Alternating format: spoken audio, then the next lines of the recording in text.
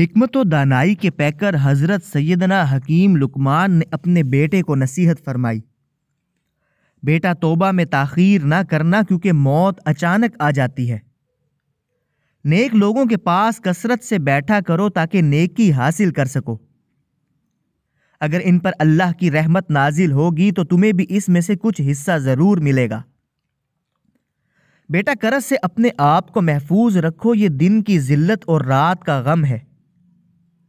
برے لوگوں کی صحبت سے بچو، ان کے پاس بیٹھنے سے کسی خیر کی امید تو نہیں، لیکن اگر کبھی ان پر اللہ کا عذاب ہو تو تم پر بھی اس کا اثر پڑے گا۔ حکیم لقمان نے کہا کہ بیٹا جب شیطان تجھے کسی شک میں مبتلا کرے تو اسے یقین سے مغلوب کر۔ جب وہ تجھے عمل میں سستی کرنے کی طرف لے جائے تو قیامت اور قبر کی یاد سے اس پر غلبہ حاصل کر۔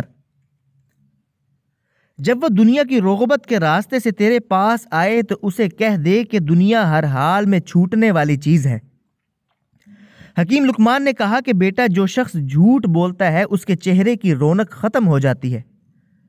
انہوں نے کہا کہ بیٹا جنازے میں اہتمام سے شرکت کیا کرو، کیونکہ جنازہ آخرت کی یاد دلاتا ہے جبکہ دنیا کی محفلیں دنیا کی طرف راغب کرتی ہیں۔ مزید اسلامی مسائل، اسلامی واقعات کے لیے آپ سے گزارش ہے کہ ویڈیو کو لائک کریں اور چینل کو ضرور سبسکرائب کر لیں۔